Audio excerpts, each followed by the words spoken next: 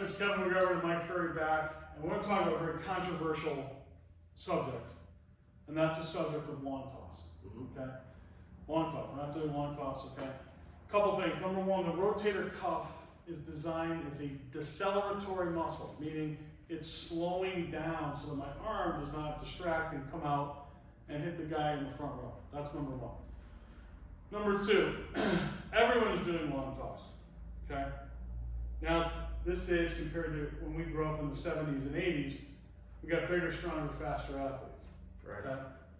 But yet, if we look at the 70s and 80s, we can name 15, 20, 30 guys off the top of our head from their outfield position, from Bo Jackson to Dave Parker to Dave Winfield to Jesse Barfield to Fred Lynn, that can throw the ball to home plate on the fly.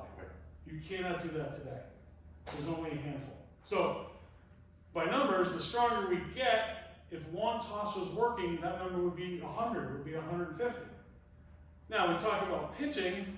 There's no doubt every stat in the world is showing you that the pitching injuries are worse today than ever before. Now, it's not all blamed on lawn toss, but the issue is with lawn toss, and I'm for throwing the ball on a line, but I need it to stay on the line. I don't want someone to change mechanics. I'll go on YouTube and I'll see people, getting lag of their arm, which is causing injury. Yeah, not to mention the tilt. I mean, you're changing your mechanics, right? Maybe, yes.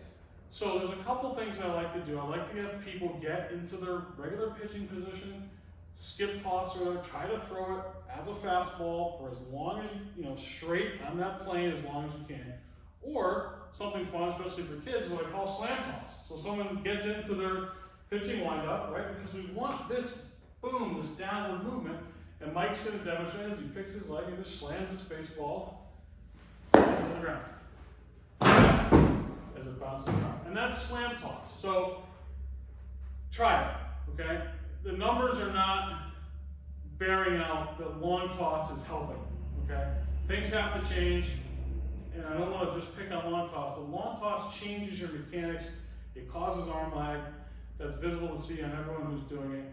And it just, let's look at something different. I think that this accomplishes, what the goal of a lot of people try to achieve in lawn toss, which is what we were talking about before, which is a finish and a follow through and an intent.